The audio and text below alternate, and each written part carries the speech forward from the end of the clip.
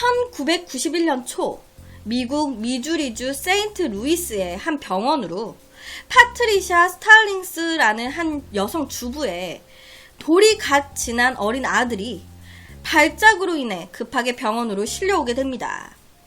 그렇게 급하게 응급실로 실려오게 된 아이는요, 다행히 의사의 도움으로 생명은 건질 수가 있었어요.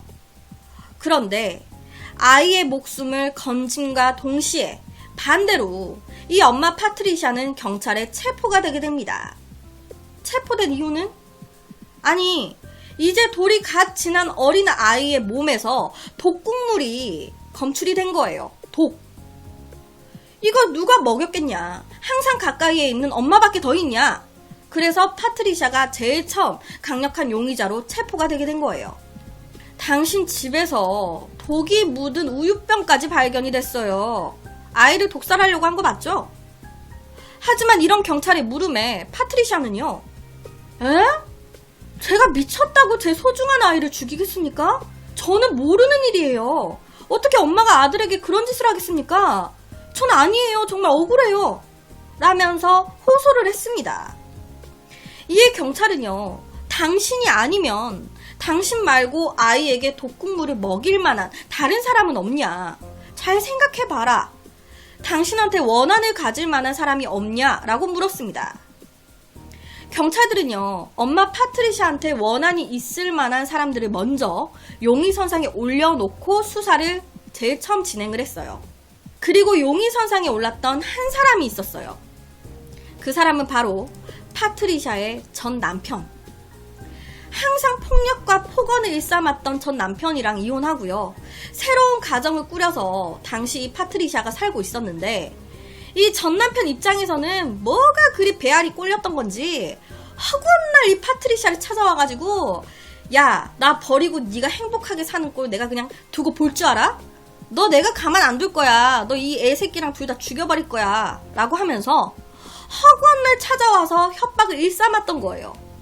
그러다 보니까 파트리샤 입장에서는 이 남자가 혹시 우리 아이한테 해코지를 한 게 아닐까라고 의심을 했던 겁니다. 하지만 경찰 조사 결과 이 전 남편은요, 알코올 중독으로 사건 발생 한 달 전에 정신병원에 격리되어 있는 상태였다라는 게 확인이 됐습니다. 그때 정신병원에 있었다. 그러니까 전 남편은 용의선상에서 제외가 되게 되는 거죠. 두 번째 용의자로 지목이 된 사람은요, 바로 파트리샤의 어린 아들을 돌보고 있었던 보모였습니다. 이 보모는요, 집주인인 파트리샤가 없을 때 지가 안방에 들어와가지고 애는 안 보고요, 파트리샤의 보물들, 뭐 금이라든지 뭐 귀고리, 목걸이 뭐 이런 거를 지 것마냥 막 차고요, 귀금속을 자기 것마냥 훔쳐가 아주 그냥 집에서 난리를 피고 자빠져 있는 거예요. 그러다 보니까 파트리샤 엄청 꼴보기가 싫잖아요. 아니, 애 보는 거를 좀 도와달라고 내 돈 써가지고 불렀더니 이 쓰레기 같은 도둑질만 하고 자빠졌네. 그러다 보니까 당연히 이 파트리샤는 바로 이 보모를 내쫓아버렸습니다. 그냥 나가라고, 너 썩 꺼지라고. 손버릇이 좋지 않았던 이 보모가 파트리샤한테 모욕을 당하고 쫓겨났던 거죠. 그렇다 보니까 이 여자가 내 아이한테 해코지를 한 건 아니었을까. 하지만 이 경찰이 보모를 불러서 조사를 해본 결과 사건이 일어났던 것으로 추정되는 그 시각, 이 보모는 다른 아이를 돌보고 있었던 것으로 확인이 됐습니다. 이 보모도 알리바이가 확고했던 거예요. 그 외에 엄마 파트리샤가 용의자로 지목했던 사람들을 모두 조사를 했어요. 하지만 아무런 소득이 없었습니다. 그렇게 수사는 원점으로 돌아갔어요. 그런데 얼마 후에요, 갑자기 경찰들이 이 파트리샤의 집으로 들이닥쳤습니다. 이유는 주 법원의 명령서가 나온 거예요. 오늘부터 파트리샤의 아들 라이언은 시의 보호를 받게 됩니다. 라이언의 아빠와 엄마는 한 달에 한 번만 아이를 만나볼 수 있습니다. 라는 법원의 명령서.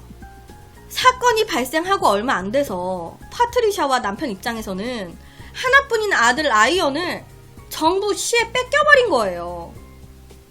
갑자기 이게 무슨 일인 걸까? 왜 뺏어간 걸까요? 경찰은요, 용의자들을 다 조사해도 소득이 없고 그나마 제일 강력한 용의자로 엄마 파트리샤를 의심하고 있었습니다. 왜냐면 이 파트리샤 아동 학대 전과가 있네. 집어넣게 못 준다고 파트리샤의 언니가 데리고 있었던 파트리샤와 그 문제의 전 남편 사이에서 태어난 아이가 있었는데 그 아이를 4년 전에 파트리샤가 방치를 하고 학대를 했던 거예요. 밥도 안 줘버리고 막 때리고. 이에 대해서 파트리샤는요, 아니에요, 학대하려고 한 게 아니라 그때는 그저 내가 너무 힘든 시기였기 때문에 그 애를 잘 돌보지 못했던 것 뿐이에요 라고 얘기를 했습니다. 경찰들은요, 파트리샤의 아동 학대 전과를 찾아냈고요. 그랬다 보니까 라이언의 아들도 학대를 당하고 있었을 수 있는 거니까 이제 주 법원의 결정에 의해서 아동보호시설에 맡겨졌고요. 한 달에 한 번만 이 아이를 볼 수 있는 판결이 내려지게 된 겁니다. 이 이후에 파트리샤와 그리고 남편은요, 자신들은 억울하다라고 주장하면서 자신의 이런 혐의를 벗기 위해서 길거리에 막 탄원서도 좀 써달라고 올리고요, 애를 썼어요. 하지만 모두 외면을 당했습니다. 아주 낯짝도 두껍네, 얼굴까지 빳빳이 들고 뭘 잘했다고, 지 새끼 죽이려고 하고 학대하고 한 놈이 아주 고개를 아주 낯짝이 두꺼워. 돌아오는 거는 비정한 어머니라는 지탄뿐이었어요. 그러던 어느 날 이 파트리샤가 아들 라이언을 만날 수 있는 날이 됐습니다. 너무 보고 싶었던 내 아들 라이언. 한 달에 한 번, 오늘이 그날인 거예요. 아들과 함께 있을 수 있는 시간은 단 1시간. 그 시간 동안 파트리샤, 이 엄마로서 어머 우리 아들 엄마가 너무 보고 싶었어. 배고프지? 엄마가 우유 줄게 라면서 젖병에 담겨진 우유를 아들 라이언한테 먹이면서 사랑을 막 쏟았습니다. 그런데 그날 저녁에 보호시설에 다시 맡겨진 라이언의 상태가 조금 이상한 거예요. 애가 아무리 부르고 흔들어 봐도 반응이 없어. 파트리샤가 아들 라이언을 한 달 만에 만나고 온 그날 밤 라이언이 사망을 한 겁니다. 죽은 거예요. 당연히 경찰은 다시 파트리샤를 찾아왔습니다. 파트리샤 스탈링스, 당신을 유아살해범으로 체포하겠습니다. 당신일 줄 알았어. 엄마 파트리샤가 아들을 만났던 그날 우유를 먹였잖아요. 그런데 그 우유병에서 또 독국물이 나온 거예요. 그렇게 파트리샤는 체포가 됐고요. 재판이 이어졌습니다. 재판장에서 이 파트리샤는 계속해서 억울하다라고 호소를 했어요. 아이한테 독국물 먹이지 않았어요. 전 정말 억울해요. 하지만 우유병 안에서 검출된 이 독국물이 결정적인 증거가 되면서 파트리샤는 1급 살인으로 무기징역이 선고가 됐습니다. 교도소에 수감이 되어 있으면서도요, 이 파트리샤는 동료 범죄 다른 수감자들한테 왕따를 당했었대요. 다른 범죄자들이 봤을 때도 아동 학대나 아동 이런 범죄는 진짜 개쓰레기거든. 그러니까 자기 아들 죽인 년이 밥은 목에 넘어가냐? 라고 하면서 집단 폭행을 당했었다고 하고요. 그때마다 파트리샤는 계속해서 내가 안 그랬다고, 내가 안 죽였다고 하면서 막 울부짖었대요. 막 맞으면서. 같은 범죄자가 봐도 정말 아이들을 건드는 건 개쓰레기거든. 수감되고 얼마 후에 파트리샤의 남편이 찾아왔습니다. 하지만 이 믿었던 남편마저도 파트리샤를 의심하기 시작하는 거예요. 진짜 당신이 한 거 아니야? 나 진짜 아니야. 나를 믿어주는 사람은 아무도 없구나. 하지만 이 파트리샤가 먹였던 우유 젖병들에서 다 독국물이 나왔잖아요. 이게 설명이 안 되니까. 결국 파트리샤는 내 억울함을 알리는 건 죽음밖에 없겠구나 라고 해서 수감 중인 감옥에서 극단적인 선택까지 시도를 하게 됩니다. 하지만 이때요, 극단적인 선택을 시도했는데 살았어요. 목숨을 건졌습니다. 그렇게 급하게 병원으로 옮겨졌는데, 아니 병원으로 옮겨지고 나서 보니까 이 파트리샤 둘째를 또 임신한 상태인 거예요. 임신이 돼 있어, 둘째가. 아니, 남편이랑 언제 불타는 밤을 보낸 건지 모르겠지만, 아니, 남편의 둘째 아이를 임신한 상태였던 거예요. 그러니까 좀 더 정확히는 임신한 상태로 감옥에 수감이 됐던 건데 본인은 모르고 있었던 거죠. 이후 파트리샤는 감옥에서 이 둘째 아기만을 기다렸습니다. 유일한 희망이었어요. 그렇게 정상적으로 파트리샤는 둘째 아이까지 출산을 하게 됩니다. 그런데 무슨 운명의 장난이었던 건지 아이를 진짜 딱 낳자마자 다시 경찰이 찾아온 거예요. 산부인과로. 미안하지만 법원의 결정으로 이 아이 또한 당신들은 키울 수가 없습니다. 라면서 아이를 낳자마자 그 아이를 다시 경찰이 데리고 간 겁니다. 아동보호소에 맡기겠다고. 파트리샤는 둘째를 낳고요. 아이의 얼굴을 볼 기회도 없이 다시 정부에게 뺏긴 거예요. 그렇게 파트리샤는 수감이 다시 됐는데 지친 거예요. 아무도 내 말을 믿어주는 사람은 없고 희망도 없고 아이를 낳아봤자 뺏기고 그러다 보니까 남편한테도 더 이상 내 면회 오지 말라고 이제 다 끝났다고 그냥 이렇게 살다 죽을 거라고 다 포기를 해버립니다. 그런데 1991년 9월 20일 기적 같은 일이 벌어져요. 파트리샤의 살해 혐의가 정말 기적적으로 벗겨진 거예요. 그렇다면 어린 아들 라이언을 죽인 진짜 범인은 누구였던 걸까요? 범인이 잡혔으니까 혐의가 벗겨진 거잖아요. 이 사건은요, 뜻밖에도 둘째 아이에 의해서 밝혀지게 됐습니다. 둘째 아이도요, 몸에 이상 증상이 이제 발견되면서 병원으로 옮겨졌는데, 이 둘째 아이의 혈액에서 독이 검출이 된 거예요. 독. 그런데 확인해보니까 이 독이 누군가 강제로 먹여서 검출이 된 게 아니라 이 둘째가 희귀병인 MMA 병을 앓고 있었던 겁니다. MMA.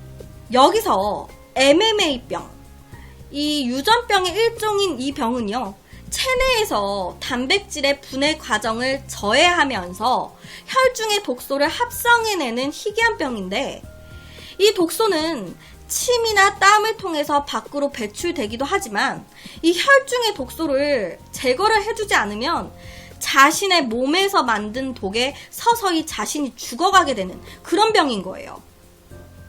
의학계에서도 잘 알려지지 않았던 이 희귀 질환으로 이 첫째 아들 역시도 이 병을 앓고 있었던 겁니다. MMA병. 하지만 이때 옮겨졌었던 이 병원에서는 이 MMA라는 이 희귀병을 잘 알지 못했던 거예요.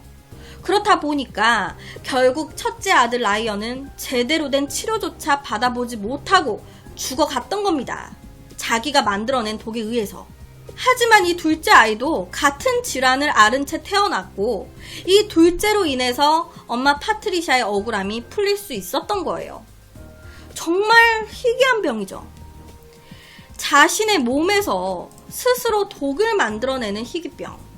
이게 밖으로 배출되지 않으면 서서히 자기 몸이 만든 독극물에 자기가 중독이 돼가면서 자기가 서서히 죽어가는 그런 병인데, 이 둘째 아이도 이 MMA라는 이 병에 걸려 있잖아요.